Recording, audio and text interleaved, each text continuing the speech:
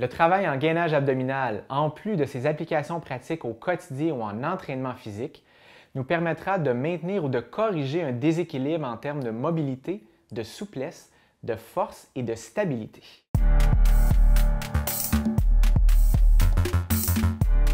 Afin de travailler en toute sécurité, je vous suggère par exemple d'utiliser des sacs de sable afin de stabiliser votre chaise.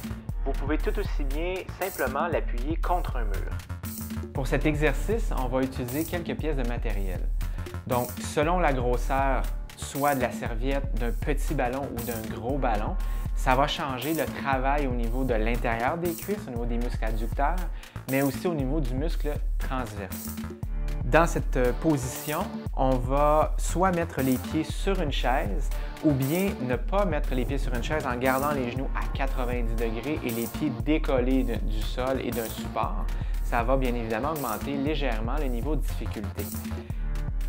Donc ici, c'est très important de garder une bonne posture pendant tout l'exercice.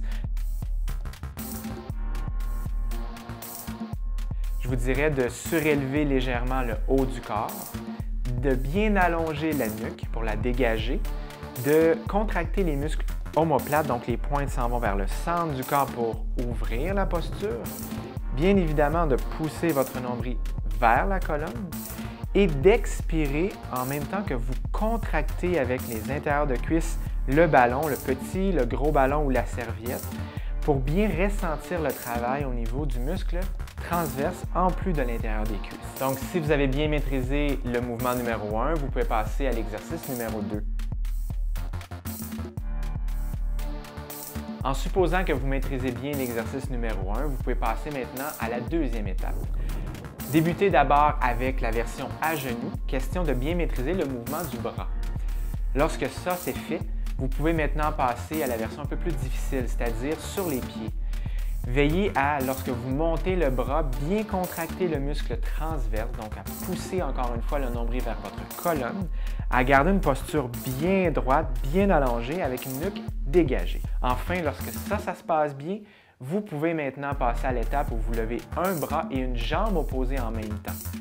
Je vous conseille à ce moment-là de bien expirer lorsque vous allongez, lorsque vous décollez du sol le pied et décollez de la chaise la main et inspirez au retour. Faites tout ça très lentement pour rester bien concentré sur l'ensemble des muscles en travail à travers tout votre corps.